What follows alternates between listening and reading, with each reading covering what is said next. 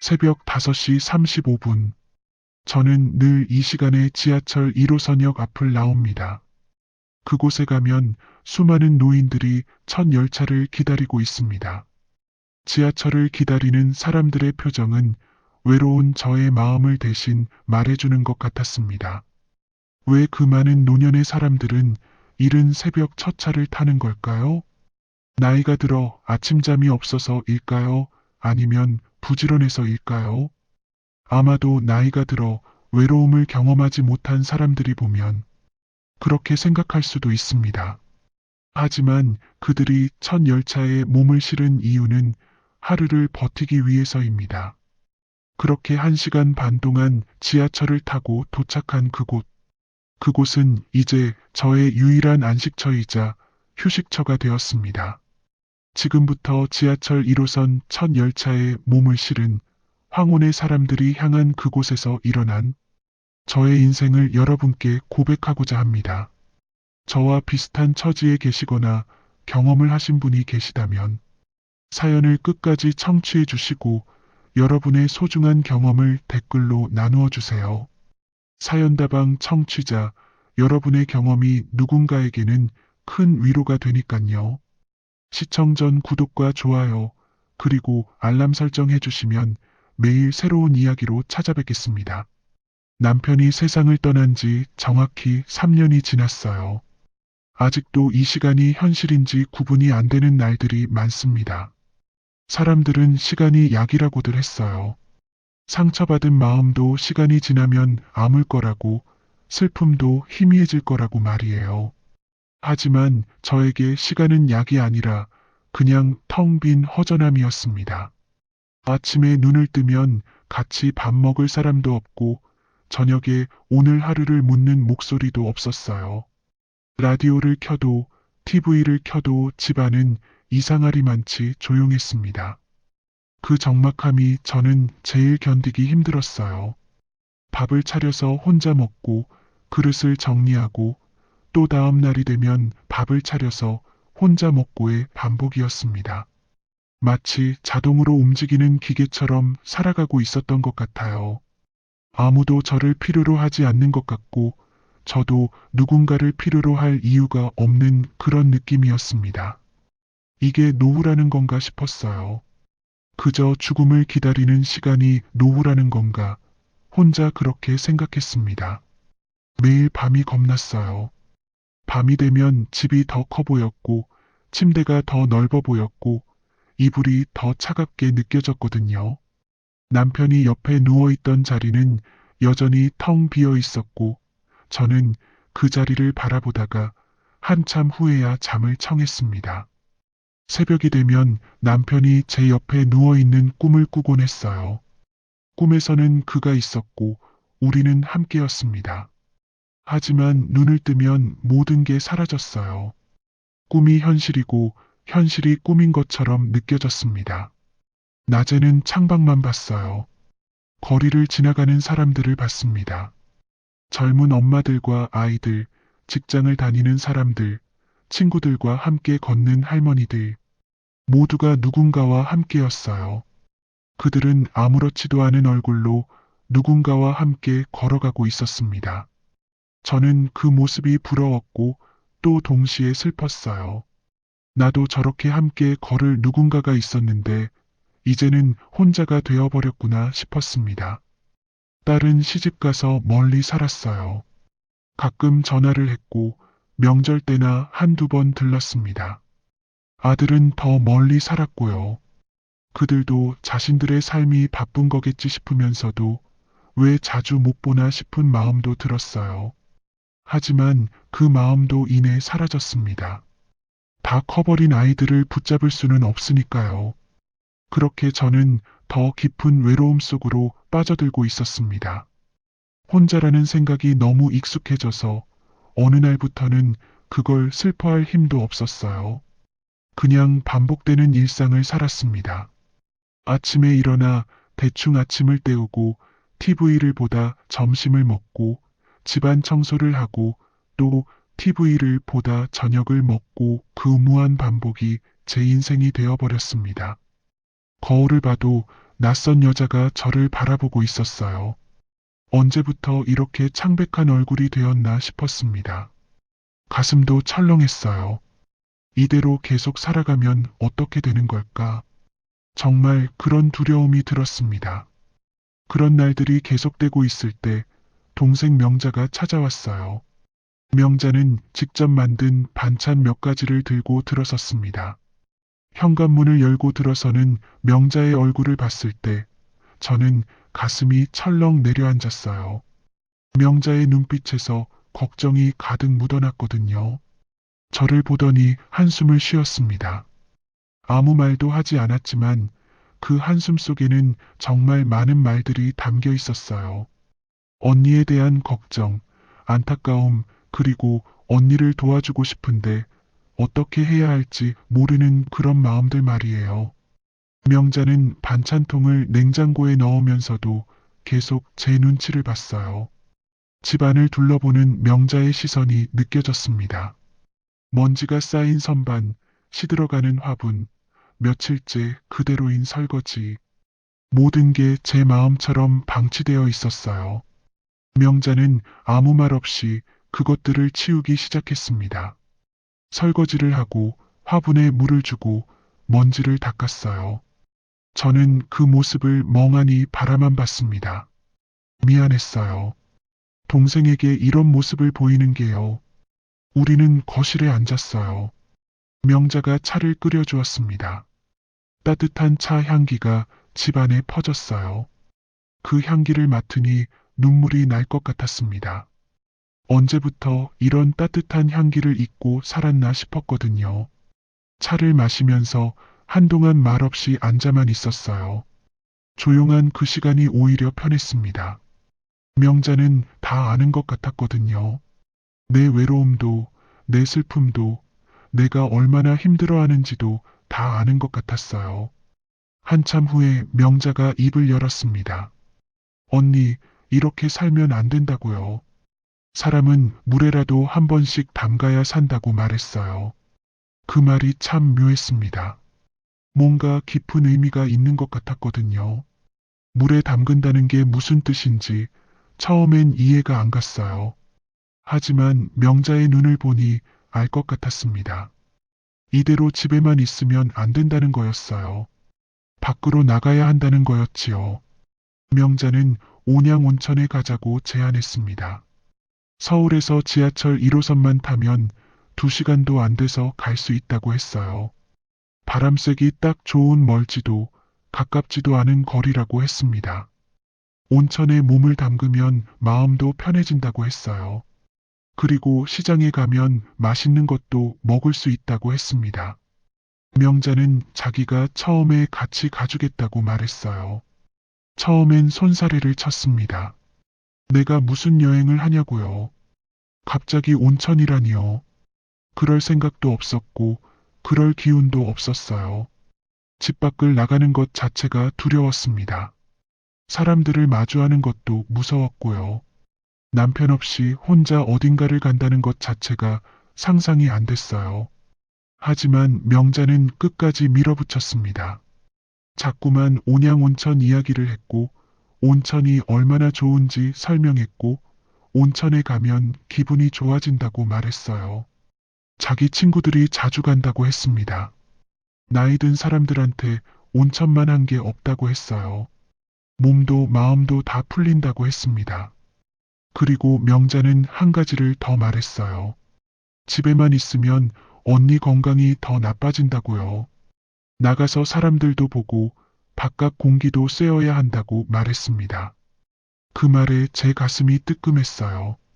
명자가 맞는 말을 하고 있다는 걸 알았거든요. 이렇게 계속 집에만 있으면 저는 정말로 죽은 것처럼 살게 될 거였어요. 그 순간 저는 깨달았습니다. 이건 명자가 주는 선물이구나 싶었어요. 내 외로움을 아는 사람이 건네는 따뜻한 손길 같은 그런 선물 말이에요. 명자는 저를 포기하지 않고 있었습니다. 저를 다시 살아있게 만들고 싶어 했어요. 그 마음이 고마웠습니다. 결국 저는 명자의 권유를 받아들이기로 했어요. 며칠 후 명자와 함께 온양 온천으로 가는 날이 왔습니다. 새벽이었어요. 아직도 별이 떠 있을 때 명자가 우리 집으로 왔습니다.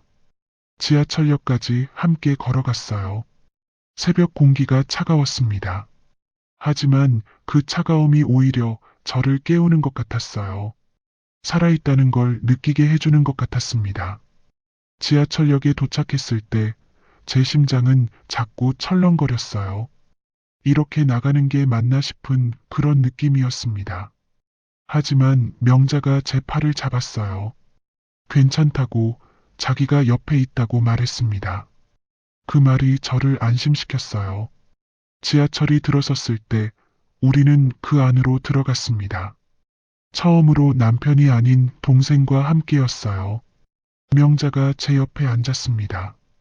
지하철이 출발했을 때 저는 창밖을 봤어요. 서울이 점점 멀어지고 있었습니다. 저의 모든 외로움도 멀어지고 있었어요. 약 1시간 반 정도 지났을 때 온양 온천역에 도착했습니다. 역을 나서니 다른 세상이 펼쳐졌어요. 서울과는 다른 공기, 다른 풍경이었습니다. 명자가 앞장서서 길을 안내했어요. 온천으로 가는 길을 걸으면서 저는 주변을 둘러봤습니다. 오래된 가게들, 걸어가는 사람들, 모든 게 낯설었어요. 하지만 그 낯설미 싫지 않았습니다. 온천에 도착했을 때 명자가 말했어요. 언니, 우리 여기서 천천히 몸 좀 담그고 마음을 편하게 해봐요. 아무 생각하지 말고요. 그렇게 말하는 명자의 목소리가 따뜻했습니다. 탈의실에서 옷을 벗고 탕으로 들어갔어요. 따뜻한 물이 저를 감싸 안았습니다. 처음엔 놀랐어요. 이렇게 따뜻할 수가 있나 싶었거든요. 굳어있던 어깨가 천천히 풀리는 게 느껴졌습니다. 마치 누군가 등을 어루만져 주는 것 같은 그런 기분이었어요. 명자도 옆에 앉았습니다. 우리는 한참 동안 말없이 물속에 앉아 있었어요. 탕 안에서 들려오는 노인들의 웃음소리, 사소한 농담들이 귀에 들어왔습니다. 그 소리들이 낯설면서도 좋았어요. 그동안 들어본 적 없었던 그런 소리들이었거든요. 누군가의 웃음이, 누군가의 목소리가 이렇게도 따뜻할 수가 있구나 싶었습니다. 저도 모르게 웃음이 나왔어요. 남편이 세상을 떠난 후로 처음으로 진심 어린 웃음이 나왔습니다. 명자가 저를 보며 웃었어요. 언니, 웃는 거 오래간만이네요. 그렇게 말하는 명자의 눈에 눈물이 맺혔습니다. 저도 눈물이 날 것 같았어요. 하지만 참았습니다. 울면 안 될 것 같았거든요. 이 순간은 슬픔이 아니라 기쁨의 순간이어야 했으니까요. 온천을 나와서 명자와 함께 시장에 들어갔습니다. 온양 전통시장이었어요. 시장의 냄새가 코끝을 자극했습니다. 마늘 냄새, 생선 냄새, 고기 냄새, 모든 게 섞여서 나오는 그 냄새에 이게 살아있다는 것의 증거구나 싶었어요. 명자가 제 팔을 잡고 이곳저곳을 구경시켜줬습니다. 과일 가게, 반찬 가게, 옷 가게, 모든 게 신기했어요. 명자가 칼국수 집으로 저를 데려갔습니다. 오래된 집이었어요. 테이블에 앉았을 때 제 앞에 나온 칼국수를 보니 눈물이 나올 뻔했습니다. 이렇게 맛있는 음식을 누군가와 함께 먹을 수 있다니요. 명자가 말했어요. 언니, 많이 드세요.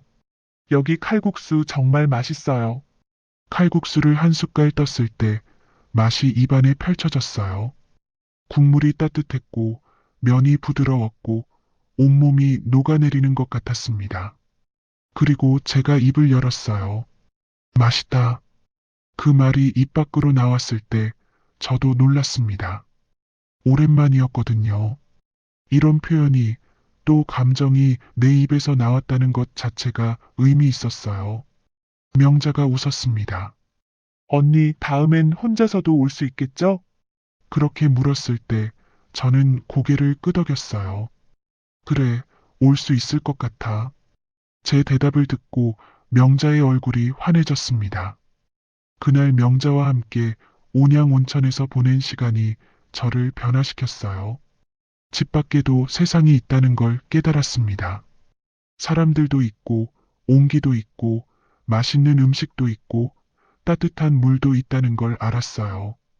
그리고 무엇보다 나도 아직 살아있다는 걸 느꼈습니다. 심장이 뛰고 있고, 숨을 쉬고 있고, 뭔가를 맛보고 있고, 기쁜 마음도 느낄 수 있다는 것을요. 서울로 돌아오는 지하철 안에서 저는 명자에게 말했어요. 고맙다고요. 명자는 고개를 저으며 말했습니다. 언니, 이제 혼자서도 가끔 나가봐요. 여기 아니어도 좋으니까요. 밖으로 나가서 사람들도 보고 바람도 쐬고 그래야 해요. 그 말이 제 가슴에 와닿았습니다. 그날 이후 저는 결심했어요. 다음엔 혼자서라도 온양 온천에 가보겠다고요. 명자의 도움 없이도 내 발로 걸어서 내 의지로 그곳에 가보겠다고요. 그렇게 되고 싶었습니다. 누군가에게 기대는 것이 아니라 내 발로 걸어가는 그런 사람이 되고 싶었거든요. 명자와 함께 다녀온 후 며칠이 지났어요. 저는 다시 집안에 갇혀 있었습니다. 하지만 뭔가 달랐어요. 온양 온천의 따뜻함이 자꾸 생각났거든요. 그 칼국수의 맛도, 시장의 냄새도, 사람들의 웃음소리도 자꾸 떠올랐습니다. 집안이 답답하게 느껴졌어요. 창문을 열어도 공기가 탁한 것 같았습니다. 어느 날 아침 저는 결심했어요. 혼자 가보자고요. 명자 없이도 갈 수 있을 거라고 생각했습니다. 옷을 챙겨 입고 가방을 들고 집을 나섰어요. 새벽 5시였습니다. 밖은 아직 어두웠고 거리는 조용했어요. 걸으면서 제 심장이 두근거렸습니다. 정말 혼자 갈 수 있을까? 길을 잃으면 어떡하지? 그런 두려움이 있었어요. 하지만 지하철역에 도착했을 때 저는 놀랐습니다. 이미 많은 노인들이 역에 와 있었거든요. 계단을 내려가면서 주변을 살펴보니 정말 많은 노인들이 있었어요. 누군가는 졸고 있고, 누군가는 한 손에 작은 보따리를 들고 있고, 누군가는 그저 멍하니 앞을 바라보고만 있었습니다. 저도 그들과 같은 표정이었을 거라고 생각했어요.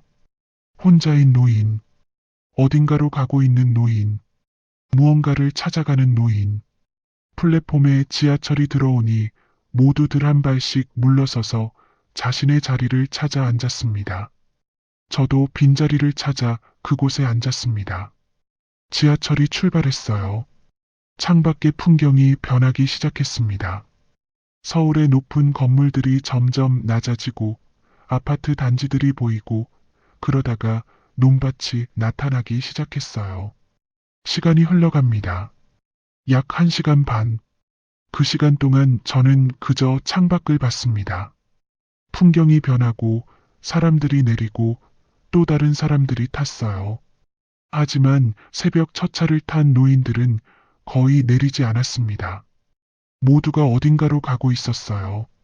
온양 온천역에 도착했을 때의 그 기분, 말로 설명하기 어려웠습니다. 마치 나 혼자의 세상으로 들어가는 것 같은 그런 기분 말이에요. 아무도 나를 모르는 곳, 아무도 나를 기다리지 않는 곳, 하지만 그곳에서만큼은 저도 누군가가 될 수 있는 그런 기분이었어요. 혼자 온 것이 자랑스러웠습니다. 명자 없이도 여기까지 왔다는 게요. 역을 나와서 온천으로 가는 길을 걸었습니다. 명자와 함께 왔던 그 길이었어요. 하지만 혼자 걸으니 다르게 느껴졌습니다. 모든 게 새롭게 보였어요. 간판들, 가게들, 골목길들. 봄 냄새가 났습니다. 그리고 뭔가 새로운 냄새가 났어요. 내가 몰랐던 세상의 냄새였습니다. 그동안 집안에만 있어서 이런 냄새들을 잊어버렸나 봅니다. 신기했어요. 이 세상이 이렇게 살아있다는 것 자체가요. 온천에 들어갔을 때 따뜻함이 저를 감싸 안았습니다. 명자와 함께 왔을 때 느꼈던 그 따뜻함이었어요. 하지만 이번엔 혼자였습니다. 혼자 이 따뜻함을 느끼고 있다는 게 묘했어요. 외롭지 않았습니다. 오히려 자유로웠어요. 누구에게도 신경 쓸 필요가 없었거든요. 탕 안에는 여러 할머니들이 있었습니다. 서로 이야기를 나누고 있었어요. 손주 이야기, 자식 이야기, 건강 이야기. 모두가 자신의 이야기를 하고 있었습니다. 저는 그 소리들을 들으며 물속에 앉아 있었어요. 참여하지는 않았지만 듣는 것만으로도 좋았습니다. 나만 이런 인생을 사는 게 아니구나. 모두가 각자의 아픔을 가지고 있구나. 그런 생각이 들었어요. 한 할머니가 말했습니다. 나도 남편 죽고 나서 한동안 집에만 있었어요. 근데 그러다가 미쳐버릴 것 같더라고요. 그래서 나오기 시작했죠. 그 말이 제 귀에 들어왔어요. 저와 같은 처지였던 거예요. 남편을 잃고 혼자가 되고 집에만 있다가 미칠 것 같아서 나온 사람. 저만 그런 게 아니었습니다. 온천에서 충분히 몸을 담그고 나왔어요. 탈의실에서 옷을 입으면서 거울을 봤습니다. 제 얼굴이 조금 달라 보였어요. 혈색이 좋아진 것 같았습니다. 온천의 효과인지 아니면 밖으로 나왔다는 사실 때문인지 모르겠지만 분명히 달라 보였어요. 온천을 나와서 시장에 들어갔습니다. 명자와 함께 왔던 그 전통시장이었어요. 전통시장의 냄새가 얼마나 좋은지 다시 한번 느꼈습니다. 마늘 냄새, 생선 냄새, 고기 냄새, 모든 게 섞여서 나오는 그 냄새가, 이게 살아있다는 것의 증거구나 싶었어요. 시장 사람들은 큰 목소리로 손님을 불렀습니다. 싸다, 신선하다, 맛있다. 그 목소리들이 활기차게 들렸어요. 저는 시장을 천천히 걸었습니다. 과일을 파는 가게, 나물을 파는 가게, 생선을 파는 가게, 모든 가게를 구경했어요. 사실 뭘 사야 할지도 몰랐습니다. 그냥 보는 것만으로도 즐거웠어요. 사람들이 물건을 고르고 값을 깎고 웃으며 이야기하는 모습이 좋았습니다. 명자와 함께 왔던 칼국수 집에 앉았을 때 제 앞에 나온 음식을 보니 또 눈물이 나올 뻔했어요. 이렇게 맛있는 음식을 모르고 살았구나 싶었거든요. 남편이 옆에 있었으면 얼마나 좋을까 하는 생각도 들었습니다. 하지만 그렇다고 해서 슬퍼진 건 아니었어요. 칼국수를 한 숟갈 떴을 때, 명자와 함께 먹었을 때와 똑같은 맛이 났습니다. 국물이 따뜻했고, 면이 부드러웠고, 온몸이 녹아내리는 것 같았어요. 그리고 저는 혼잣말로 중얼거렸습니다. 맛있다. 아무도 듣지 못하는 그 말이 입 밖으로 나왔어요. 하지만 괜찮았습니다. 혼자여도 괜찮았어요. 그 칼국수 한 그릇이 저를 다시 살려놨습니다. 남편이 죽은 후 명자와 함께 왔을 때도 느꼈지만 혼자 왔을 때는 더 확실하게 느꼈어요. 나는 살아있다는 것을요. 심장이 뛰고 있고 숨을 쉬고 있고 맛을 느끼고 있고 기쁜 마음도 느낄 수 있다는 것을요. 칼국수를 다 먹고 가게를 나왔을 때 저는 뭔가 뿌듯했습니다. 혼자서도 할 수 있다는 걸 증명한 것 같았거든요. 지하철을 타고 온천에 가고 밥을 먹고 다시 돌아가는 것. 그 모든 걸 혼자 해낸 거였어요. 그날 이후 온양온천은 저의 유일한 외출이 되었습니다. 매주 2번 저는 새벽 5시 35분 지하철을 탔어요. 더 이상 명자와 함께 하지는 않았습니다. 이제는 내가 혼자 가야 한다는 걸 알았으니까요. 그리고 그렇게 되고 싶었어요. 누군가에게 기대는 것이 아니라 내 발로 걸어가는 그런 기분을 느끼고 싶었거든요. 온양온천에 도착할 때마다 저는 한 가지를 느꼈습니다. 이곳에서는 내가 완전히 다른 사람이 될 수 있다는 것을요. 서울에서 혼자인 미망인이 아니라 여기서는 그냥 누군가가 되는 거였어요. 이름도 없고 나이도 없고 과거도 없는 그냥 한 사람이 되는 거였습니다. 그래서 좋았어요. 그래서 자꾸만 여기로 오게 되었습니다. 매주 2번씩 오다 보니 낯익은 얼굴들이 보이기 시작했어요. 지하철에서도, 온천에서도, 시장에서도요. 아무도 말을 걸지는 않았지만 서로를 알아보는 눈빛들이 있었습니다. 고개를 끄덕이거나 가볍게 미소를 짓거나 그런 식으로 인사를 나눴어요. 말은 없었지만 우리는 같은 처지라는 걸 알고 있었습니다. 모두가 뭔가를 찾아 여기로 오는 사람들이었어요. 외로움을 피해서, 답답함을 피해서, 혹은 그냥 살아있다는 걸 느끼기 위해서요. 그렇게 몇 주가 지났습니다. 저는 온양온천으로 가는 것이 일상이 되었어요.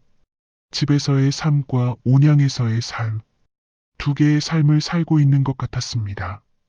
집에서는 여전히 혼자였고, 외로웠고, 남편 생각이 났어요. 하지만 온양에서는 달랐습니다.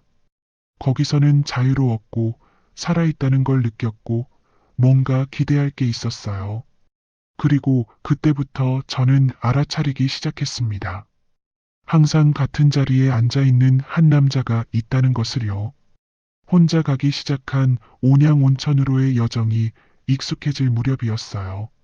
매주 2번, 저는 새벽 5시 35분 첫 차를 탔습니다. 아직도 밤이 남아있는 그 시간에 말이에요.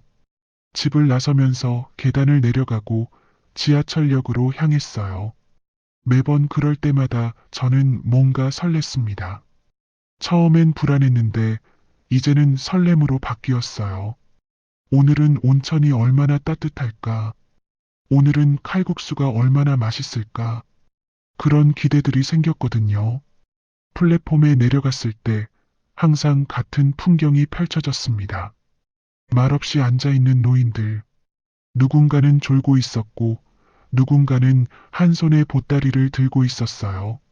누군가는 흰 봉투를 들고 있었고, 누군가는 그냥 멍하니 앞을 바라보고 있었습니다. 벌써 익숙한 얼굴들도 보였어요.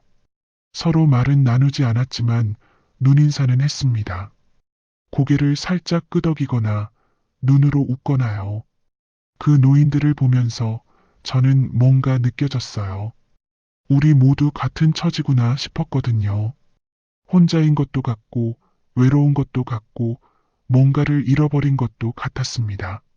아무도 이야기하지 않았지만 그 침묵 속에 모두의 슬픔이 담겨 있었어요. 그래서 오히려 편했습니다. 여기서는 내가 혼자라는 것을 숨길 필요도 없었거든요.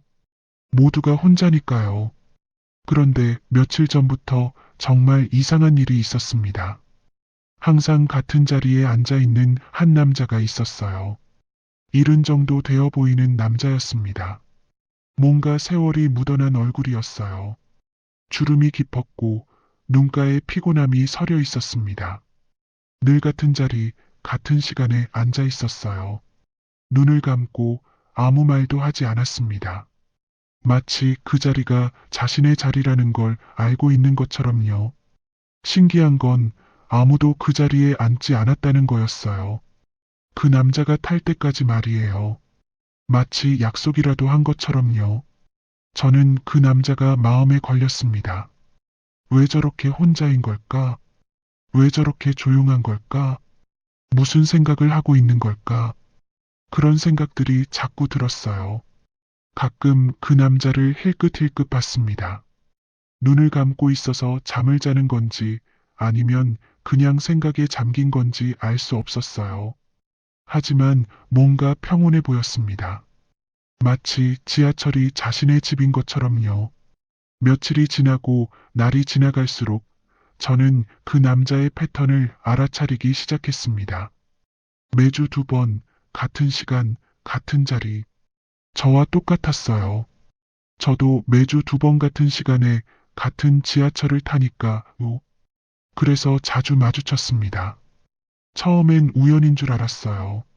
하지만 이게 계속되면서 이건 우연이 아니라는 걸 알았습니다. 그리고 온양온천역에서 내릴 때 그 남자도 함께 내렸습니다. 저는 뒤에서 그 남자를 봤어요. 천천히 걷는 모습, 조금 구부정한 등, 한 손에 든 작은 가방. 모든 게 외로워 보였습니다. 저는 뭔가를 느꼈어요. 우리는 같은 것을 찾아 여기로 온 거 아닐까? 같은 외로움을 피해 여기로 온 거 아닐까? 그런 생각이 들었습니다. 온천에서도 그 남자를 봤어요. 남탕이니까 직접 볼 수는 없었지만 들어가고 나오는 시간이 비슷했습니다. 온천을 나올 때 가끔 마주쳤어요. 그럴 때면 눈이 마주쳤습니다. 그 남자는 가볍게 고개를 끄덕였고 저도 고개를 끄덕였어요. 말은 없었지만 뭔가 통하는 게 있었습니다. 온천을 하고 나오면 그 남자는 항상 편안한 얼굴이었습니다. 마치 이 온천이 그를 치유해 주기라도 한 것처럼요. 저도 마찬가지였어요. 우리는 비슷한 사람들이었습니다. 하지만 그렇게 눈여겨보다 보니 뭔가 이상한 점이 있었어요. 그 남자는 온천에만 오는 게 아니었습니다. 온천을 나온 후에 다른 곳으로 향했어요.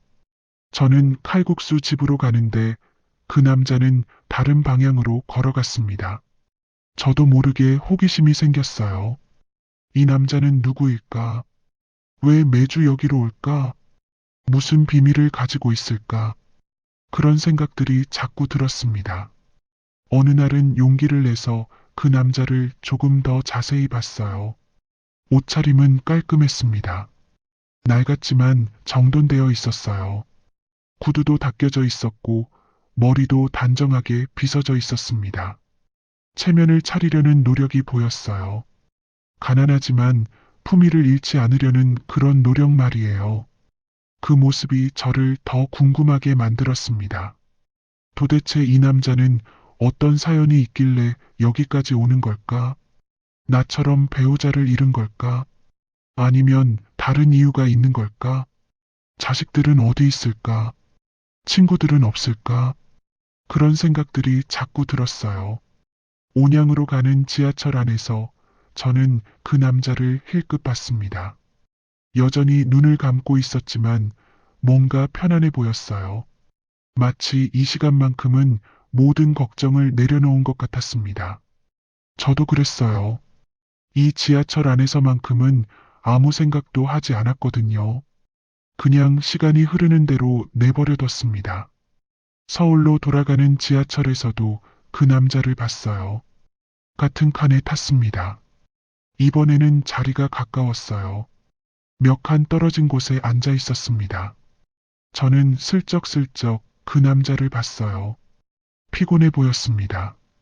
고개를 떨구고 있었고 눈을 감고 있었어요. 잠을 자는 건지 쉬는 건지 알 수 없었습니다. 그때 제 마음에 뭔가가 생겼어요. 말을 걸어보고 싶다는 생각이요. 이 남자와 이야기를 나눠보고 싶었습니다. 혼자인 건지 외로운 건지 물어보고 싶었어요. 하지만 용기가 나지 않았습니다. 여기 모두가 침묵 속에 있으니까요. 그 침묵을 깨트릴 수는 없었습니다. 아직은요. 하지만 그날 이후로 저는 그 남자를 더 자주 보게 되었습니다. 의식적으로 찾아보게 되었어요. 지하철에서, 온천에서 매번 그 남자가 보였습니다. 그리고 매번 저는 말을 걸고 싶었지만 용기를 내지 못했어요. 며칠이 또 지났습니다. 그리고 어느 날 운명 같은 일이 일어났습니다. 그날은 좀 달랐어요. 온천을 나와서 칼국수 집에 들어갔을 때 그 남자가 옆 테이블에 앉아 있었습니다. 문을 열고 들어서는 순간 제 눈이 그 남자에게 갔어요. 놀랐습니다. 지하철에서만 만나던 사람이 여기에 있다니요. 뭔가 운명적인 느낌이 들었습니다. 이건 우연이 아니라 뭔가 필연인 것 같았어요. 그 남자도 저를 봤습니다. 순간 눈이 마주쳤어요. 그 남자의 눈에도 놀라움이 있었습니다. 서로를 알아본 거였어요.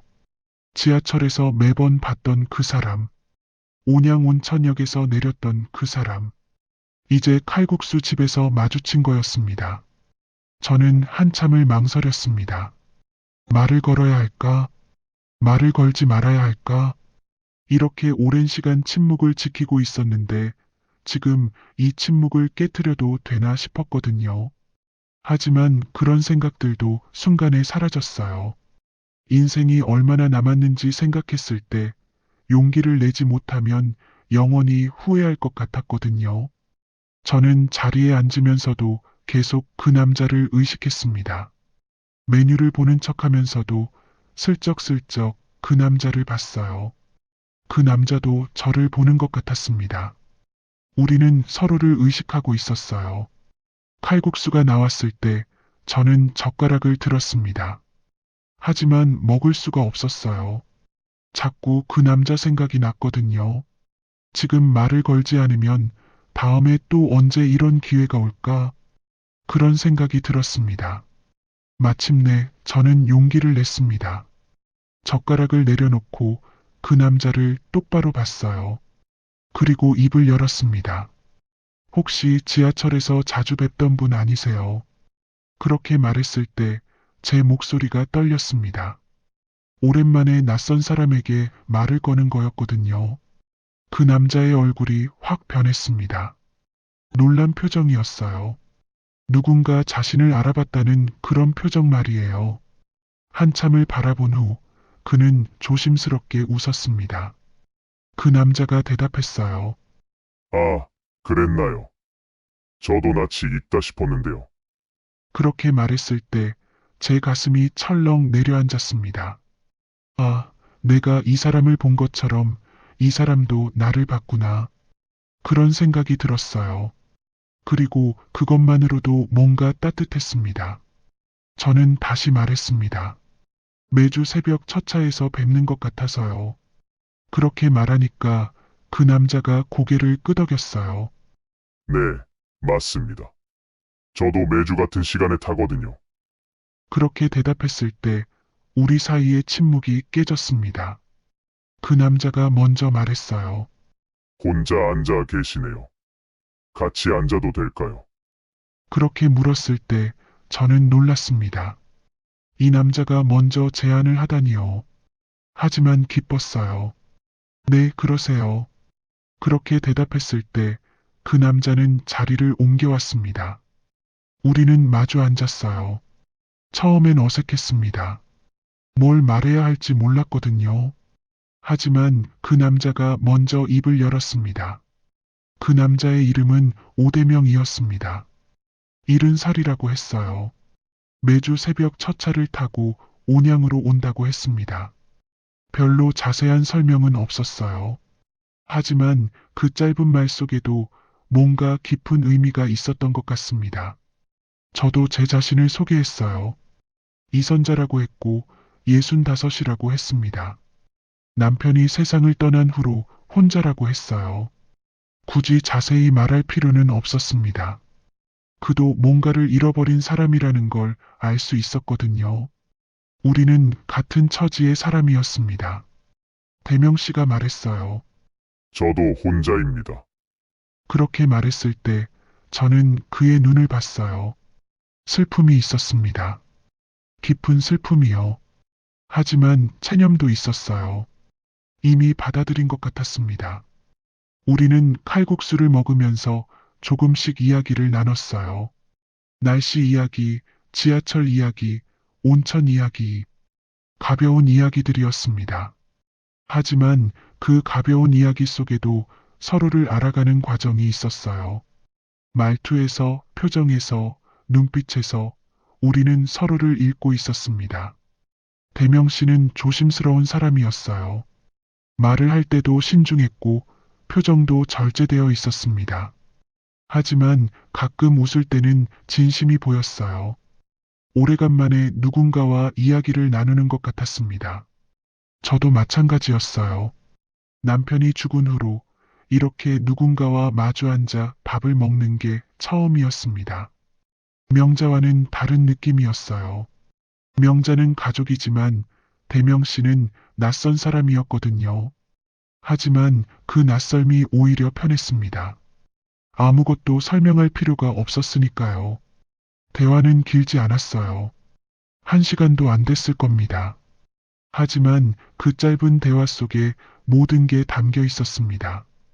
안녕과 작별, 만남과 헤어짐, 모든 인생이 담겨 있었어요. 밥을 다 먹고 일어설 때 대명 씨는 말했습니다. 자주 봐도 괜찮을까요? 그렇게 물었을 때 제 가슴이 두근거렸습니다. 누군가가 나를 원한다. 누군가가 나와 만나고 싶어 한다. 그런 느낌이 들었거든요. 남편이 세상을 떠난 후로 처음으로 누군가의 필요성을 느꼈습니다. 네, 좋습니다. 그렇게 말했을 때 대명 씨는 웃었어요. 그 웃음이 참 따뜻해 보였어요. 가게를 나올 때 대명 씨가 말했어요. 다음 주에도 여기서 뵐 수 있을까요? 그렇게 물었을 때 저는 고개를 끄덕였습니다. 네, 여기서 뵐게요. 약속했을 때 뭔가 설렜어요. 다음 주가 기다려졌습니다. 그날 우리는 칼국수를 함께 먹었습니다. 처음으로요. 말을 많이 하지 않았지만 그 침묵이 편했어요.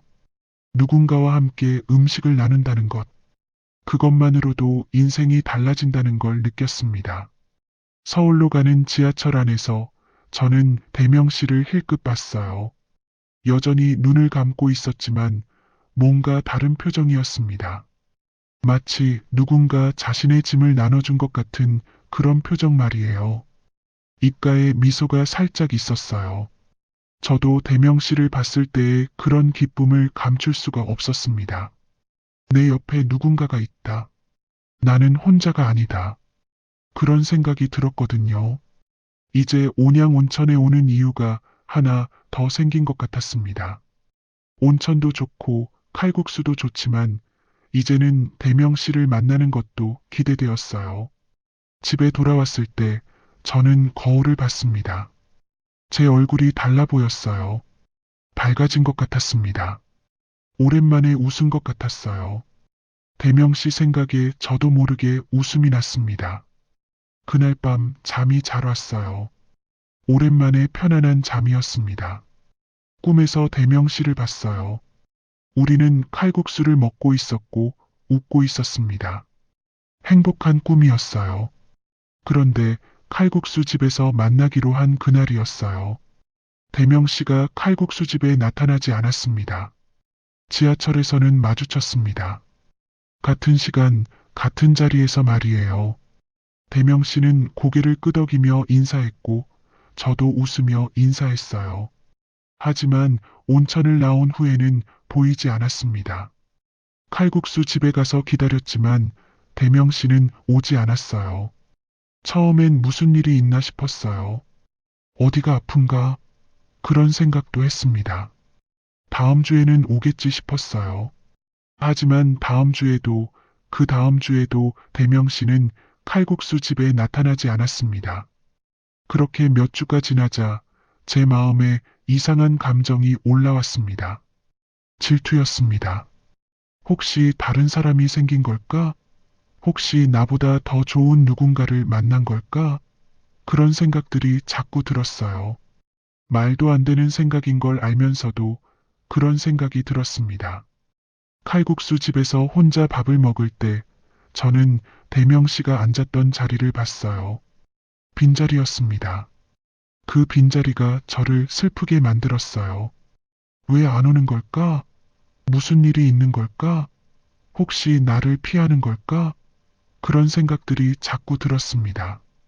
며칠이 그렇게 지났어요. 저는 밥도 제대로 먹지 못했습니다.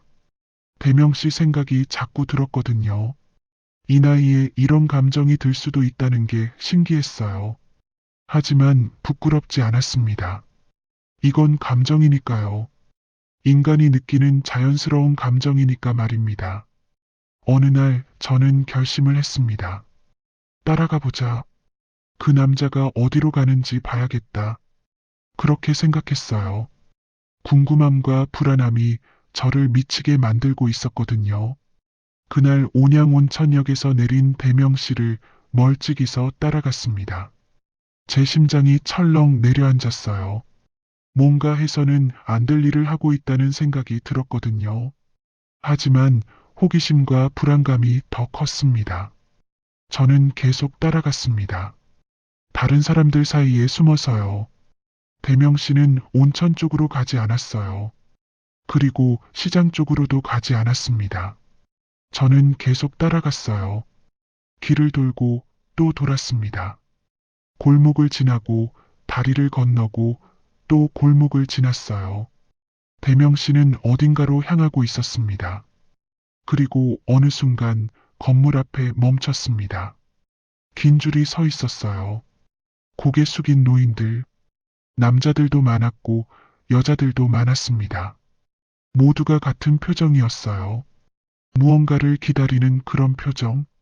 마치 생존을 위해 기다리는 것처럼 말이에요. 체념과 수치심과 절박함이 섞인 그런 표정들이었습니다. 그 줄 사이에 대명 씨가 서 있었습니다. 무료 급식소였어요. 건물 입구에 작은 간판이 있었습니다. 무료 급식 누구나 환영 그런 글자들이 보였어요. 제 발걸음이 멈췄습니다. 아, 이거구나 싶었습니다. 이 남자는 온천이 아닌 다른 이유로 여기로 온 거구나. 그래서 칼국수 집에 나타나지 않았구나. 돈이 없어서요. 밥을 사 먹을 돈이 없어서요. 모든 게 이해가 되었습니다. 제 가슴이 철렁 내려앉았습니다. 이 남자 경제적으로 힘든 건가? 먹을 게 부족한 건가? 그런 생각들이 들었어요. 그리고 동시에 죄책감도 들었습니다. 나는 이 남자를 따라왔고 그의 가장 약한 부분을 발견했으니까요. 알아서는 안 될 것을 알아버렸습니다. 줄에 서 있는 대명 씨의 얼굴을 다시 봤어요. 거기엔 수치심이 묻어나 있었습니다. 자신의 처지를 받아들이지 못하는 그런 감정 말이에요. 고개를 숙이고 있었고 시선은 땅을 향하고 있었습니다. 주변 사람들과 눈을 마주치지 않으려는 것 같았어요. 하지만 동시에 뭔가 다른 감정도 보였습니다. 살아가려는 의지였어요. 수치심을 감수하고서라도 밥을 먹어야 한다는 그런 의지 말입니다. 어떤 상황이라도 살아가야 한다는 그런 의지요. 줄이 천천히 움직였습니다. 대명 씨도 한 발씩 앞으로 나아갔어요. 저는 그 모습을 멀리서 지켜봤습니다. 가슴이 아팠어요. 이 남자가 얼마나 힘들까? 이 남자가 얼마나 외로울까? 그런 생각들이 자꾸 들었습니다. 대명 씨가 건물 안으로 들어갔을 때 저는 그 자리를 떠났습니다. 보이지 않게 자리를 떠나서 다시 온양온천역으로 향했어요. 지하철을 타고 서울로 올라갔습니다. 온종일 대명 씨 생각만 했어요. 그날 밤 저는 울었습니다. 이 남자의 인생을 생각하면서 말이에요. 뭔가 큰 상처를 가지고 있는 이 남자. 그런 상처를 안고도 매주 지하철을 타고 그곳에 가는 이 남자. 체면을 지키려고 서울이 아닌 아산까지 가는 이 남자. 저는 이 남자가 궁금했습니다. 그의 과거가 궁금했고, 그의 아픔이 궁금했고, 그가 어떻게 지금까지 살아올 수 있었는지 궁금했어요. 동시에 제 자신이 부끄러웠습니다. 대명 씨를 따라간 것도 그렇고, 그의 비밀을 알아버린 것도 그랬어요. 이건 제가 알아서는 안 될 것이었는데, 알아버렸습니다. 저는 며칠 동안 고민했어요. 어떻게 해야 할까? 모르는 척 해야 할까? 아니면 대명 씨에게 말을 걸어야 할까? 도와주고 싶었지만 어떻게 도와야 할지 몰랐습니다. 자존심 상하지 않게 도와줄 방법이 있을까? 그런 고민들을 했어요. 그 이후로 저는 대명 씨를 따라갔던 것을 괴로워했습니다. 지하철에서는 여전히 마주쳤어요. 하지만 저는 눈을 맞추지 않았습니다. 뭔가 미안했거든요. 이 남자의 가장 약한 부분을 본 죄책감 때문에요. 며칠이 지났어요. 그리고 어느 날 대명 씨가 조용히 말했습니다. 지하철에서였어요. 온양온천역에 거의 다 왔을 때 대명 씨가 제 옆에 앉았습니다. 그리고 낮은 목소리로 말했어요. 대명 씨가 말했습니다. 저는 선생님과 어울릴 사람이 아닙니다. 그렇게 말했을 때 제 가슴이 철렁 내려앉았습니다. 이 남자도 나처럼 뭔가 복잡한 감정을 가지고 있었구나 싶었어요. 저는 고개를 저었습니다. 그런 게 어디 있냐고 말했어요. 누군가와 함께 한다는 건 그런 것들을 다 받아들이는 거라고 말했습니다. 대명 씨는 놀란 표정으로 저를 봤어요. 뭐라고 말해야 할지 모르는 것 같았습니다. 저는 솔직하게 말했어요. 며칠 전에 무료 급식소에서 대명 씨를 봤다고요. 그렇게 말했을 때 대명 씨의 얼굴이 창백해졌습니다. 고개를 숙였어요. 수치심이 가득했습니다. 하지만 저는 계속 말했습니다. 괜찮다고요. 저도 혼자고 외롭고 힘들다고요. 우리 모두 그런 거라고요. 그렇게 말했을 때 대명 씨가 저를 봤습니다. 눈에 눈물이 맺혀 있었어요. 대명 씨는 한참을 망설였습니다. 그리고 나서 입을 열었어요. 저는 온천하러 오는 게 아닙니다. 체면 때문에 사람들 눈을 피해 여기 오는 거예요. 그렇게 말했을 때 제 가슴이 왈칵 내려앉았습니다. 이 남자 정말로 괴로운 인생을 살고 있었구나 싶었어요. 대명 씨는 계속 말했습니다. 천천히 조심스럽게요. 마치 오랫동안 숨겨왔던 비밀을 꺼내는 것처럼요. 대명 씨는 서울에서 작은 중식당을 했었대요. 경제적으로 풍족했던 날들도 있었다고 했어요. 자식들을 교육시키고 집을 마련해주고 모든 걸 했다고 말했습니다. 아들 둘, 딸 하나를 키워 모두 대학까지 보냈고 결혼도 시켰다고 했습니다. 그런데 나이가 들면서 사업을 정리하고 자식들에게 재산을 물려줘야겠다고 생각했대요. 평온한 노후를 보내고 싶었던 것 같습니다. 아내와 함께 조용하게 살고 싶었던 것 같아요. 여행도 가고 손주들도 보고 그렇게 살고 싶었대요. 하지만 인생은 우리의 계획대로 흘러가지 않습니다. 아내가 치매에 걸렸대요. 처음엔 가벼운 증상이었다고 했습니다. 자꾸 깜빡하고 같은 말을 반복하고 그런 정도였대요. 하지만 점점 심해졌다고 했습니다. 저녁에 집을 나가려고 하고 대명 씨를 알아보지 못하고 화를 내기 시작했대요. 처음엔 자신이 돌봤는데 점점 더 심해지자 요양원에 보내게 되었다고 했습니다. 그리고 아내를 요양원에 보내기 위해 서울에 집을 팔아 전세로 옮겼대요.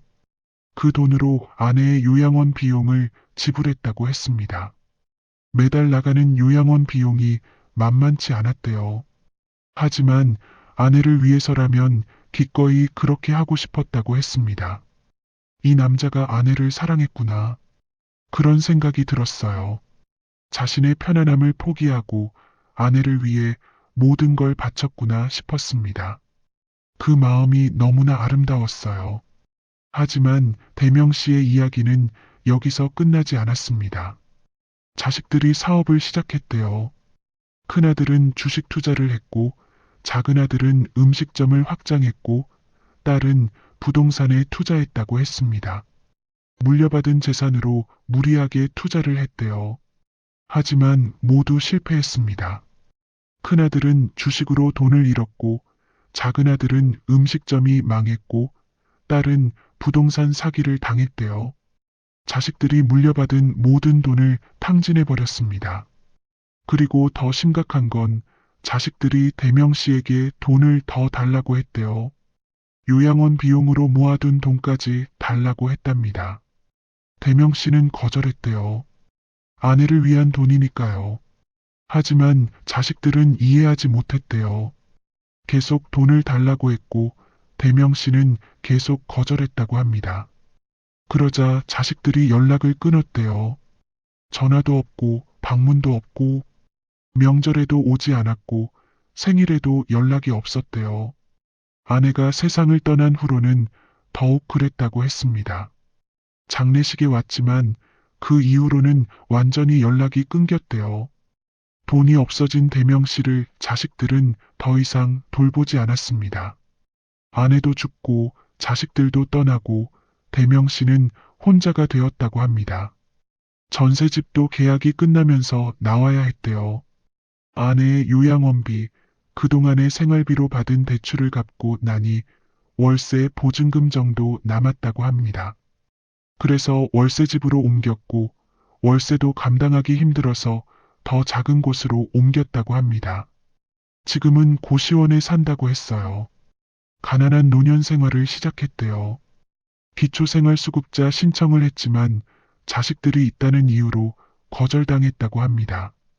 자식들에게 부양 의무가 있다는 거였어요. 하지만 자식들은 연락도 안 되는데 어떻게 부양을 받겠냐고 했습니다. 그래서 무료급식소를 찾게 되었대요. 그리고 서울에는 예전에 잘 살던 시절의 추억이 너무 많았대요. 지인들도 많았고 그 누군가가 자신의 현재를 볼까 싶은 두려움이 있었대요. 체면이라는 것 때문에요. 예전에 중국집을 하면서 많은 사람들을 알았는데 그 사람들에게 이런 모습을 보이고 싶지 않았대요. 그래서 멀리 온양온천역으로 내려와서 무료 급식소에서 식사를 한다고 했습니다. 서울을 벗어나면 아무도 자신을 알지 못하니까요. 거기서만큼은 자신이 누군지 하는 생각을 하지 않아도 된다고 했어요. 그저 배고픈 한 노인일 뿐이라고요. 그리고 시간을 때우기 위해서 지하철을 탄다고 했습니다. 왔다 갔다를 반복하는 거라고 했어요. 고시원에 있으면 답답하고 밖에 나가자니 갈 곳도 없고 돈도 없고요. 지하철은 무료고 경로석에 앉아 있으면 누구도 뭐라고 하지 않으니까요. 누군가의 눈에 띄지 않으면서 시간을 때우는 방법이 이것뿐이었대요. 온천도 어쩌다 한 번씩 간다고 했어요. 돈이 조금 있을 때만요. 몸이 너무 찌뿌둥해서 참을 수 없을 때만 간다고 했습니다. 대명 씨의 이야기가 끝났을 때 저는 눈물이 그렁그렁했습니다. 이 남자가 얼마나 외로웠을까? 이 남자가 얼마나 힘들었을까? 그런 생각들이 자꾸 들었어요. 저는 고개를 저었어요. 대명 씨의 자신과 어울리지 않는다는 말은 맞지 않다고 했습니다. 대명 씨가 경제적으로 어렵다는 건 중요하지 않다고 말했어요. 이 남자의 과거가 어땠는지도 중요하지 않다고 했습니다. 중요한 건 지금이 아닐까요? 지금 이 순간 우리가 함께 있다는 게 중요한 거 아닐까 싶었어요. 그리고 나서 저는 한 가지를 더 말했습니다. 우리 같이 가요. 앞으로는 칼국수도 같이 먹어요. 제가 살게요. 그렇게 말했을 때 대명 씨가 고개를 저었어요. 안 됩니다. 그럴 수 없어요. 그렇게 말했습니다. 하지만 저는 고집을 부렸어요. 저도 혼자예요. 저도 외로워요. 대명 씨와 함께하고 싶어요. 그렇게 말했을 때 대명 씨의 눈빛이 변했습니다. 마치 누군가 자신의 등을 어루만져 주는 것 같은 그런 눈빛이었어요. 대명 씨가 말했어요. 그래요. 우리 같이 가요. 그렇게 말했을 때 제 가슴이 터질 듯 했습니다. 기뻤어요. 정말로 기뻤습니다. 그날부터 우리는 함께 했어요. 온양온천으로 가는 새벽 첫 차. 그 안에는 여전히 말 없는 노인들이 앉아 있었습니다. 하지만 저와 대명 씨는 달랐어요. 우리는 서로의 존재를 느끼고 있었습니다. 옆에 나란히 앉아서 말이에요. 가끔 손이 닿았습니다. 그 손이 전하는 모든 감정이, 모든 말이 전해지고 있었어요. 칼국수 집에서도 함께 했어요. 저는 칼국수 2그릇을 시켰습니다. 대명 씨는 처음엔 미안해했지만 점점 편해졌어요. 우리는 함께 밥을 먹었습니다. 말은 많지 않았지만 그 침묵이 좋았어요. 사랑이란 정말 다양한 형태가 있는 것 같습니다. 설레고 두근거리는 그런 사랑도 있지만 그렇지 않은 사랑도 있거든요. 함께 견디는 그런 사랑 말이에요. 누군가의 아픔을 안고 자신의 아픔도 나눠 가지는 그런 사랑 말입니다. 우리는 그걸 배웠어요. 이 나이에 처음으로요. 사랑은 상대를 구해주는 것이 아니라 그냥 같이 견디는 것이라는 거요. 서로의 짐을 나눠 들고 함께 걸어가는 것이라는 거요. 저와 대명 씨의 인생은 그렇게 연결되었습니다. 요즘도 우리는 매주 2번 새벽 5시 35분 지하철을 탑니다. 하지만 이제는 전과 다르다고 느껴요. 혼자라는 생각은 하지 않아요. 옆에 누군가가 있다는 것만으로도 힘이 납니다. 그 사람의 손을 잡는 것만으로도 모든 것을 견딜 수 있다고 느낍니다. 우리는 특별한 일을 하지 않습니다. 그냥 온천에 가고 칼국수를 먹고 다시 서울로 올라옵니다. 그것뿐이에요. 하지만 그것만으로도 충분합니다. 누군가와 함께 그곳에 간다는 것, 누군가와 함께 칼국수 한 그릇을 나눈다는 것, 누군가와 함께 이 길을 걷는다는 것. 남편을 잃은 슬픔은 여전히 제 마음 어딘가에 있습니다. 하지만 그 슬픔도 이제는 대명 씨와 함께 나눠 가지고 있습니다. 그래서 더 견딜 수 있는 것 같아요. 대명 씨도 제 이야기를 들어줍니다. 남편 이야기를 해도 슬픈 이야기를 해도 다 들어줘요. 그리고 고개를 끄덕이며 이해한다고 말해줍니다. 대명 씨도 마찬가지인 것 같습니다. 자식들에 대한 상처, 아내를 잃은 슬픔, 가난에 대한 두려움, 그 모든 것들이 여전히 있을 겁니다.